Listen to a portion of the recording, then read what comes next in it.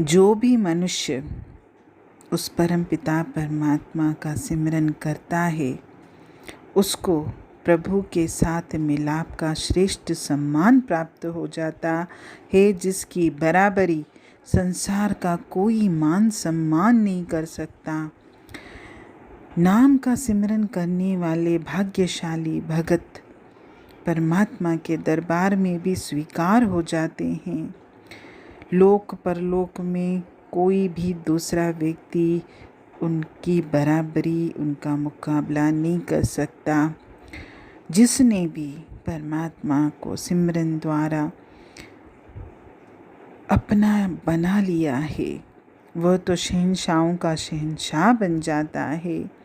वह अमर जीवन और सच्चे सुख का अधिकारी बन जाता है।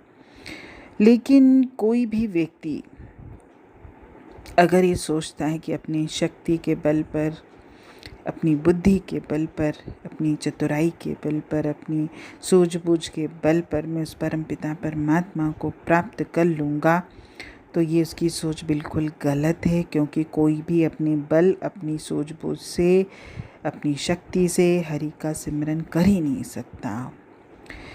परमात्मा के सिमरन में केवल वही लगता है जिससे वो परम पिता परमात्मा दया करके स्वयं लगाता है।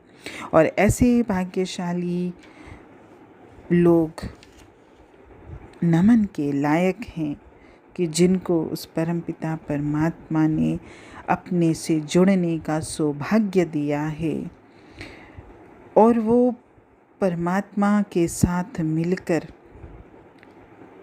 उसी के बताए रास्ते पर चलकर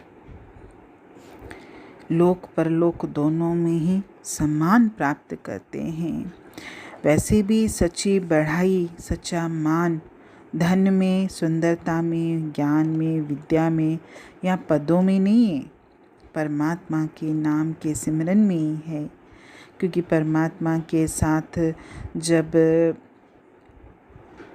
मिलाप हो जाता है, आत्मा का परमात्मा के साथ जब मिलाप हो जाता है, तो इस सृष्टि की कोई भी वस्तु से आप उसकी तुलना कर ही नहीं सकते हो। और संसार की अन्य कोई भी वस्तु में ऐसी शक्ति नहीं है जो मेरे परमपिता परमात्मा के नाम में है। और उसमें इतनी शक्ति है कि ये हमारी तृष्णाओं, वासनाओं, विकारों सबकी अग्नि को भी शांत कर सकती है।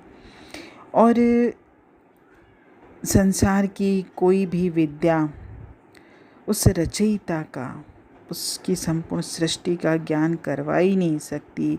और ये वरदान देने का सामर्थ्य केवल और केवल परमात्मा के नाम में है।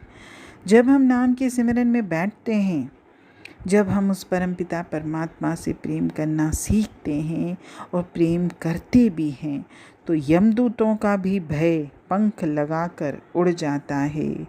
ये तो आप प्रत्यक्ष देखिएगा कि जो ईश्वर के नाम से जुड़े हैं ना, उनको तो मौत के नाम से डर ही नहीं लगता।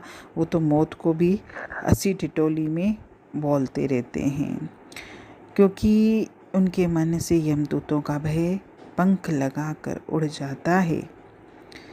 सिमरन द्वारा जब परमात्मा का नाम हृदय में बस जाता है तो हमारे मन, आत्मा सब निर्मल हो जाते हैं। हमारी परमात्मा के साथ मिलाप की जो जन्मों से आत्मा की इच्छा है, उसकी आशा है, वो पूर्ण हो जाती है।